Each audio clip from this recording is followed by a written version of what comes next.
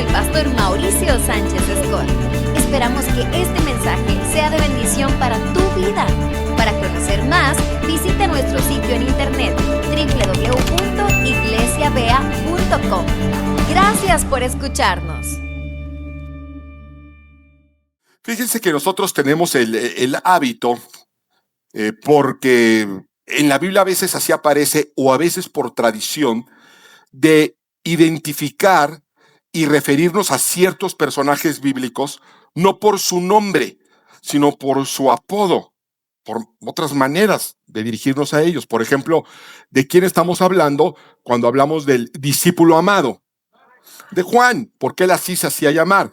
Por ejemplo, ¿quién es el dulce cantor de Israel? David. David, y se lo identifica como el dulce cantor de Israel. ¿Quién es el amigo de Dios? Abraham. A ver, déjenme pensar otro por ahí. El discípulo que dudó. Tomás. Atentos, despiertos. ¿Quién es el profeta llorón? Jeremías. Jeremías es hoy vamos a hablar del profeta llorón. Se le dice el profeta llorón. Qué extraño que digan el profeta llorón, ¿no? Del discípulo amado. ¿Quién es el apóstol de los gentiles? El profeta llorón. No se vale, pero hay una razón, y es que se quejaba mucho. Jeremías se la pasa quejando. Bueno, escribió un libro que se llama Lamentaciones. Imagínense usted nomás. Bueno, vamos a un episodio. Jeremías capítulo 38, a partir del versículo 2. Jeremías 38, en lo que llegas contextualizamos. Jeremías es enviado al reino de Israel en un tiempo bien complicado, muy difícil. Había mucha rebeldía, había desobediencia, y Dios había entregado al pueblo a los babilonios. Y los babilonios los van a invadir, están al punto de ser conquistados por Babilonia y ser llevados a cautiverio. ¿A causa de qué? De la desobediencia. ¿A causa de qué? De tener su teléfono sonando cuando uno está predicando. Es una broma. Pero sí hay. Levantan la ira del Señor. Y entonces están a punto de ser llevados a Babilonia, y Dios todavía envía a Jeremías con un último mensaje para evitar que mueran. Vamos a leerlo. Jeremías 38, verso 2, dice: así ha dicho Jehová, el que se quedare en esta ciudad morirá a espada, o de hambre, o de pestilencia. El que se quede va a morir, y va a morir de hambre, va a morir por espada, o va a morir de pestilencia. No hay de otra. No hay de otra. Pero Dios lo hace para que se muevan de ahí. Dice: mas el que se pasare a los caldeos vivirá, pues su vida le será por botín, y vivirá. Así ha dicho Jehová: de cierto será entregada esta ciudad en manos del ejército del rey de Babilonia, y la tomará. Dios le está diciendo, es irreversible el juicio que viene sobre ustedes, pero no quiero que mueran, así que muévanse, váyanse con los caldeos, y ahí van a vivir. Pero se tienen que mover, porque si se quedan van a morir de espada, de hambre o de pestilencia, que es como cuando éramos niños y siempre hacíamos: ¿y tú qué prefieres? ¿Que maten a tu familia? O que te corten una mano, ¿no? Fantaseábamos con ese tipo de cosas de niños. O nomás yo era un niño así raro. Todos, ¿verdad? Sí, me preocupé, dije, no, como se me quedaron viendo raros, digo, nomás ondas mías. Bueno, llega Jeremías con este mensaje de parte de Dios para que huyeran de ahí. Pero fíjate lo que sucede, dice: y dijeron los príncipes al rey: muera ahora este hombre, porque de esta manera hace desmayar las manos de los hombres de guerra que han quedado en esta ciudad, y las manos de todo el pueblo. Hablándoles tales palabras, porque este hombre no busca la paz de este pueblo, sino el mal. Y dijo el rey Sedequías: he aquí que él está en vuestras manos, pues el rey nada puede hacer contra vosotros. Entonces tomaron ellos a Jeremías y lo hicieron echar en la cisterna de Malquías, hijo de Jamelec, que estaba en el patio de la cárcel, y metieron a Jeremías con sogas. Y en la cisterna no había agua, sino cieno, y se hundió Jeremías en el cieno. Jeremías llega con una palabra de advertencia y en lugar de tomar la palabra y la intención de Dios de salvarlo, dicen: este hombre quiere nuestro mal. Solamente hace desfallecer, dudar a los hombres de defenderse cuando no podían hacerle frente al ejército babilonio. Y entonces lo toman y lo avientan en una cisterna llena de cieno, llena de lodo. Y dice: y se hundió Jeremías en el lodo. Estaba hundido este profeta de Dios. Y esto es muy dramático, porque si vamos a Jeremías capítulo 1, donde Dios se le revela, dice: antes de que te formara en el vientre de tu madre, yo ya te conocía. Antes de que nacieras, yo ya te había apartado, ya te había santificado y te había dado por profeta a las naciones. Había nacido con un propósito específico, apartado para servir al Señor. Y ahora vemos a este hombre de Dios hundiéndose en el lodo. Es posible que los servidores de Dios caigan en pozos o sean aventados a pozos. Y debemos de entender que esta enseñanza no es casualidad. Yo insisto mucho en esto. Esas historias no están ahí nada más para que nos sorprendamos o nos admiramos. Tienen que ver con nosotros, tienen que ver contigo, con lo que tú estás viviendo hoy. Te lo voy a mostrar bíblicamente. Romanos capítulo 15, verso 4. Fíjate la revelación que va a dar el apóstol Pablo a la iglesia. Romanos 15, 4. Cuando lo tengas, decimos: de hecho, todo lo que se escribió en el pasado, está hablando del Antiguo Testamento. Está hablando de la Biblia, porque en este momento todavía no se había escrito todo el Nuevo Testamento. Dice: todo lo que se escribió en el pasado, ¿se escribió para qué? Para enseñarnos, a fin de que, alentados por las Escrituras, perseveremos en mantener nuestra esperanza. ¿Sabes para qué está esta historia de Jeremías? ¿Para qué? Para que aprendas. Hay una enseñanza para ti hoy, para alentarte. Dios te quiere alentar hoy. Quiere que perseveres y que no pierdas la esperanza. Así que cuando tú estemos ahorita leyendo esta historia, tienes que resolverte qué Dios me está diciendo a mí a través de lo que le pasó a Jeremías. Amén. ¿Estás captando esto? Dale un aplauso al Señor. Dale un aplauso al Señor, que nos da hasta esa capacidad. Nos desbruta, decía mi abuelita. ¿Sí? Y volvamos a la historia de Jeremías. Él está hundido en el pozo. ¿Por qué? Por servir a Dios, por hablar la palabra de Dios. Y dice: y cuando yo, Ebed-Melech, apréndete muy bien este nombre, Ebed-Melech, el etíope, eunuco que estaba en casa del rey, que habían puesto a Jeremías en la cisterna, y estando sentado el rey a la puerta de Benjamín, Ebed-Melech salió de la casa del rey y habló al rey diciendo: mi señor, el rey, mal hicieron estos hombres en todo lo que han hecho con el profeta Jeremías, a quien hicieron echar en esa cisterna, porque allí morirá de hambre, pues no hay más pan en la ciudad. Entonces mandó el rey al mismo etíope, Ebed-Melech, diciendo: toma en tu poder 30 hombres de aquí y haz sacar al profeta Jeremías de la cisterna antes que muera.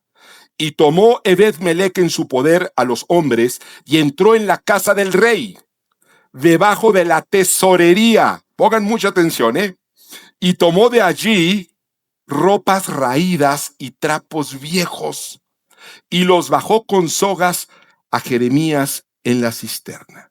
Y dijo el etíope Ebed-Melech a Jeremías: pon ahora esas ropas raídas y esos trapos viejos bajo tus brazos, debajo de las sogas. Y así lo hizo Jeremías. De este modo sacaron a Jeremías con sogas y lo subieron de la cisterna, y quedó Jeremías en el patio de la cárcel. Hay muchas cosas muy sorprendentes en esto que está sucediendo. El título de este sermón es Trapitos Rotos. Así se llama el sermón, va a tener sentido. Lo primero que a mí me sorprende mucho es darnos cuenta de la profundidad de ese pozo. No era cualquier cisterna, no era cualquier pozo, era un pozo increíblemente profundo. ¿Cómo lo sabemos? Porque dice que lo bajaron con sogas. A José, por ejemplo, lo aventaron también a un pozo, pero él lo aventaron. Los pozos no eran muy profundos. Este en particular era muy profundo. Tan profundo, número uno, que era famoso, lo podían identificar por nombre. Y número dos, se nos dice puntualmente que bajaron a Jeremías con unas cuerdas de lo profundo que era. Y era tan profundo que se nos deja saber que no había agua, sino que había cieno, que había lodo, que había fango. Y Jeremías literalmente se hundió en ese fango. Estaba atrapado en el lodo. Pero otra cosa que es muy sorprendente es lo que nos dice el verso 11, que Ebed-Melech entra a la casa del rey, debajo de la tesorería. ¿Qué hay en la tesorería? Dinero, tesoros, ¿no? Oro, diamantes, rubíes. Pero dice que tomó de ahí ropas raídas y trapos viejos. Yo dije, pero si un rey no tiene ropas raídas ni trapos viejos, pues es el rey. ¿Cuándo vas a ver un rey vestido con trapos rotos? Digo, nosotros sí, yo no sé tú, pero yo tengo mis garritas en mi casa. Todos tenemos garritas en la casa, ¿sí? Yo, por ejemplo, particularmente los domingos, el cambio ha de ser muy dramático, si usted me viera, porque yo vengo vestido lo mejor que puedo a la iglesia. Esto que usted ve es lo mejor que uno puede. No juzgue. Pero es muy difícil que usted me vea de traje entre semana. Pero en mi casa, usted se asusta porque yo me pongo mis garras. O sea, yo llego el domingo, salgo de aquí, llego a mi casa y me transformo. Parece que me disfracé de pepenedor, ¿sí? Porque tengo mis garritas, yo así le digo mis garritas. Y fíjense, les voy a platicar algo. Hace como ya varios meses, mi esposa cometió la imprudencia de tirar mis garritas. Casi llegamos al divorcio, porque tiró mi sudadera favorita, ¿sí? Esa que me abrazaba, toda pachoncita. Y yo dije, pero ¿cómo se...? Me dijo, estaba llena de agujeros. Y estaba llena de agujeros. Me dijo, ¿no te diste cuenta? Y esto es real, ¿eh? Es una historia verdadera. Me dijo, metiste el brazo donde iba el cuello. De la cantidad... Es cierto lo que estoy diciendo, no estoy mintiendo, de la cantidad de agujeros. O sea, lo traía yo como la chilindrina ya. Pero era mi trapito. Era mi trapito y yo lo amaba y lo tiraron a la basura. Bueno, todos tenemos nuestras garritas en casa. Aquí hay una enseñanza. Entre sus tesoros, el rey también pone trapos rotos. Y como es una enseñanza para nosotros, tenemos que identificar cuál es la enseñanza, porque esto no tiene sentido salvo que lo veamos a través de una enseñanza espiritual. ¿Qué hace un rey con trapos rotos entre su tesoro? Ahí viene la revelación. ¿Estás preparado? Isaías capítulo 64, verso 6. ¿Quiénes son esos trapos rotos? Dice, si bien, Isaías, por cierto, un profeta contemporáneo de Jeremías, si bien todos nosotros somos como suciedad y todas nuestras justicias como trapo de inmundicia, y caímos todos nosotros como la hoja, y nuestras maldades nos llevaron como viento. Nosotros somos trapitos rotos. Esa persona que está sentada a tu lado es un trapito roto. Puede venir muy perfumado, muy bien arreglado, muy bien peinado, pero somos trapitos rotos. Y no solamente somos trapitos rotos que Dios no desechó, porque un trapo roto lo desechas, lo tiras. No, Dios nos rescató. Pero no solamente nos rescató, nos puso en su tesoro. Nos dijo a través de Malaquías que somos su especial tesoro. Y eso es inexplicable. Es inexplicable, pero si lo vemos nos daremos cuenta que Jesús vino por los rotos. Jesús vino por los manchados de pecado, por los rotos por malas decisiones, por las circunstancias, desde el inicio. En Lucas capítulo 2, vamos a leerlo, conocemos muy bien, son parte de la Biblia que conocemos muy bien. pero no vemos tanta enseñanza que hay. Dice Lucas 2:7 que aconteció que estando ellos ahí, José y María en Belén, dice, se cumplieron los días de su alumbramiento y dio luz a su hijo primogénito y lo envolvió ¿en qué? En pañales, dice la mayoría de las versiones, pero en realidad la palabra griega, que es orjando, la palabra dificilísima, significa trapos. Jesús cuando nació fue envuelto en trapos y en un establo. Fue puesto en un pesebre. Lo primero que recibió Jesús, el verbo hecho carne en esta tierra, fueron trapos rotos, harapos, despojos. ¿Por qué? Porque a eso vino. Él vino a salvar lo que se había perdido. El Hijo de Dios nació entre telas viejas para que nosotros pudiéramos tener vestiduras nuevas. Y toda su vida en esta tierra, toda su vida Jesús se rodeó de trapitos rotos. Por eso en el Sermón del Monte dijo, bienaventurados los pobres en espíritu. Bienaventurados los que lloran. Bienaventurados los que tienen hambre y sed de justicia. Bienaventurados los que sufren persecución, bienaventurados los rotos. Y fíjate cómo termina estas bienaventuranzas del Sermón del Monte en el verso 12. Dice, gozaos y alegraos porque vuestro galardón es grande en los cielos, porque así persiguieron a los profetas que fueron antes de ustedes. Así que no se sorprenda por los pozos, no se sorprenda por el fango, no se sorprenda por el lodo, por los tropiezos, porque somos trapos rotos, trapos de inmundicia. Pero Dios siempre da una salida, siempre va a dar una salida. Y aquí la dio de una manera sorprendente. Toda esta historia es sorprendente. ¿Quién fue el que intercedió por Jeremías? Un etíope eunuco. Fíjense, se esperaría que hubiera sido un israelita, un judío. Que oye, este es nuestro profeta, ¿cómo no puede estar ahí hundido? No, fue un etíope eunuco, un hombre de otra raza. Además, privado de su sexualidad, lo cual lo descalificaba por ley mosaica incluso a entrar al templo. Era un hombre que por su circunstancia, por su situación, no podía ni siquiera entrar al templo, le estaba prohibido. Era un trapito roto. Pero un trapito roto que intercedió. Ebed-Melech, les dije, acuérdense muy bien de ese nombre, Ebed-Melech. ¿Sabes qué significa Ebed-Melech? Siervo del soberano. Era un trapito roto, pero un siervo de Dios, que intercedió por un hombre que estaba hundido. Y lo hizo ¿cómo? Con gran cuidado. ¿Sabes qué? Las sogas no eran suficientes. Con las sogas no podían sacar a Jeremías, porque estaba tan hundido en el fango que lo hubieran desmembrado, lo hubieran lastimado terriblemente. Para eso eran los trapitos. Por eso le dice, póntelos abajo del brazo para que no te lastimen y te vamos a sacar. Hay gente muy lastimada. Hay gente muy hundida. ¿Y sabes qué? No necesitan oro. Él fue a los tesoros del rey, podría haber agarrado oro. Ahí te aviento el oro, al que te ayude. ¿De qué le servía? De nada. Ahí te aviento unos diamantes.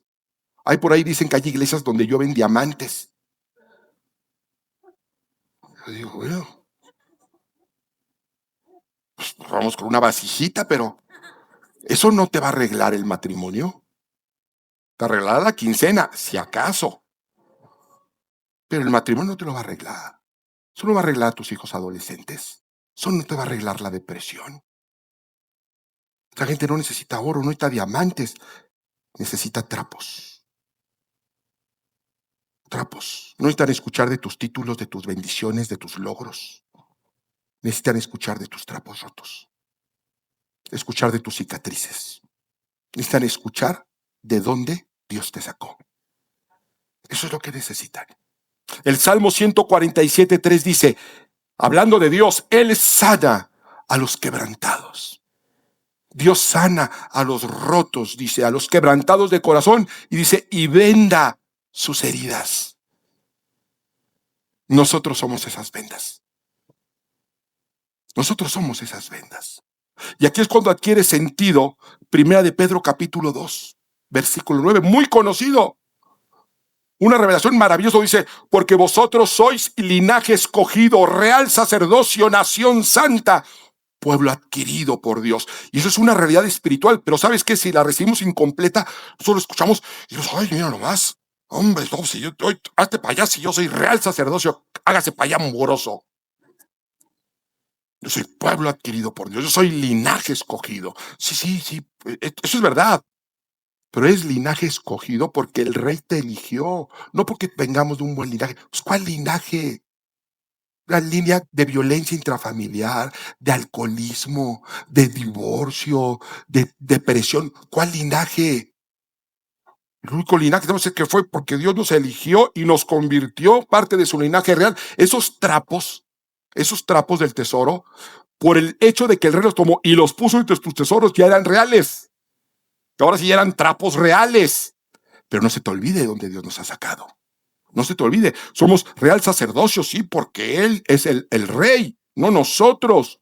Una nación santa. ¿Por qué? Porque la sangre de Cristo nos santificó, no porque nosotros seamos santos. Él nos santificó.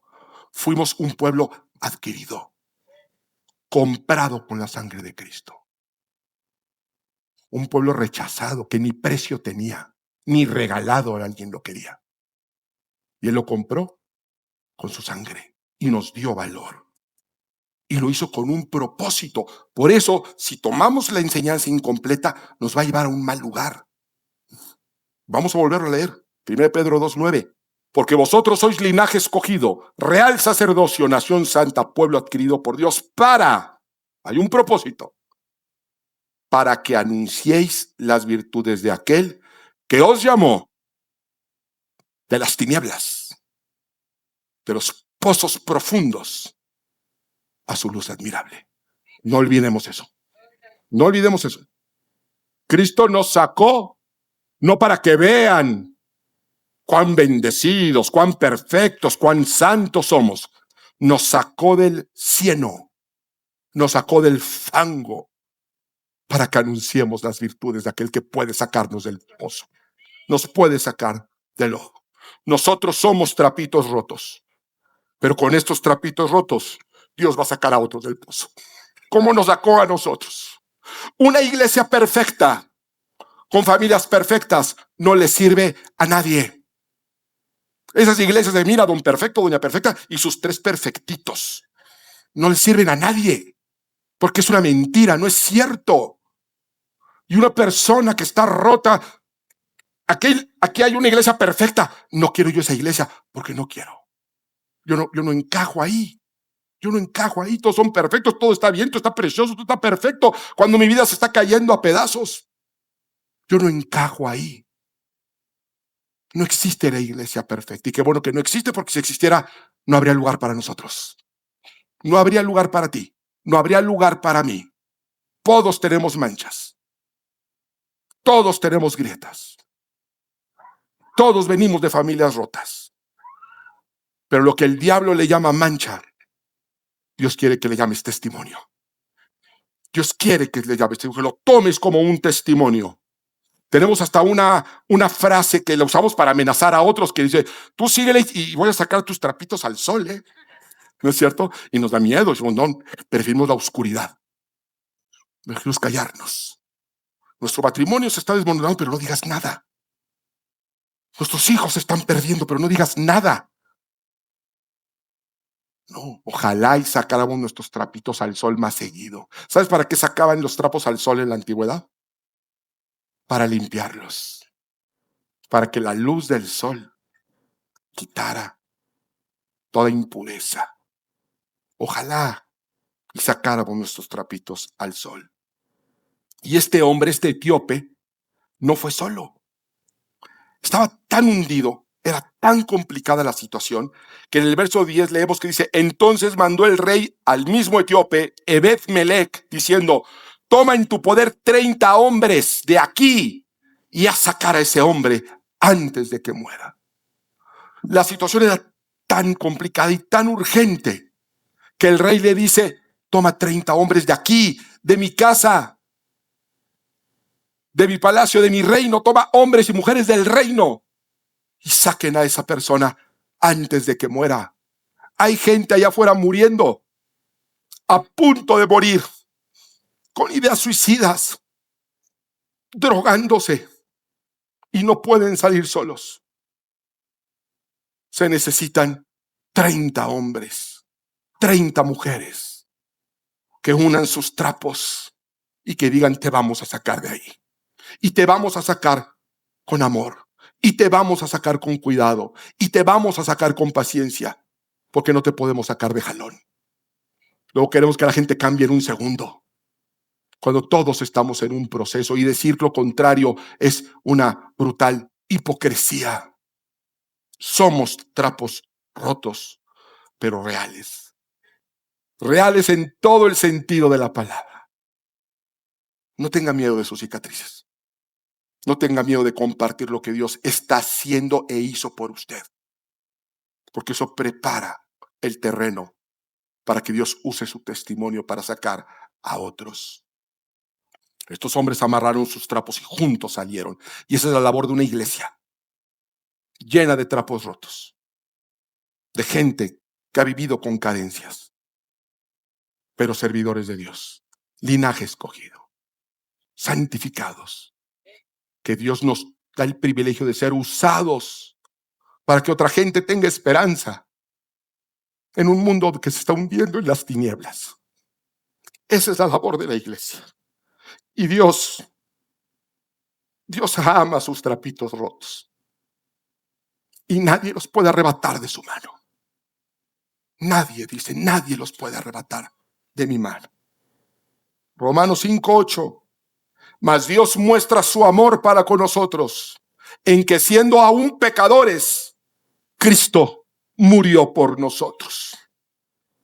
La ropa sucia, dice, se lava en casa. No se contenga de un aplauso al Señor.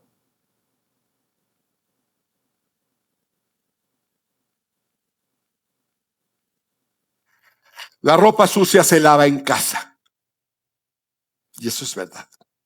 Se lava en casa, pero en la casa de Dios. Y dice la Escritura que si tus pecados fueran rojos como la grana, dice Dios, en mi casa quedarán blancos como la nieve. Blancos como la nieve. Usted es un Ebed Melech, un siervo del soberano. No desperdicie su pasado. No deje que ese dolor, no deje que ese fango sea en vano. Levántese, como dijo Isaías, y resplandezca. Levántate y resplandece, dice Isaías. Y solamente se puede levantar el que está tirado. Solamente se puede levantar al que le dieron knockout. Pues Dios te dice, nos ha mandado profeta tras profeta y finalmente nos habló por medio de su Hijo Jesucristo para decirte: yo no desecho ningún trapito roto. Yo los tomo y los convierto en mi especial tesoro. Y no solamente eso, no solamente los lavo y los limpio y los perdono, sino además los voy a usar para la empresa más extraordinaria que hay en esta tierra: llevar personas a la salvación, a los pies de Cristo, que Él es la única solución. Él es el camino, Él es la verdad, Él es la vida. Nadie llega al Padre si no es por medio de Él. Y nosotros podemos marcarle el rumbo a esas personas. Póngase de pie y grábese en su corazón esta realidad. Usted es un linaje escogido, un real sacerdocio, una nación santa, un pueblo que fuiste adquirido por Dios, pero con un propósito: anunciar las virtudes, anunciar la misericordia, anunciar la bondad de aquel que nos llamó y nos sacó de las más profundas tinieblas a su luz admirable. Que Dios nos bendiga.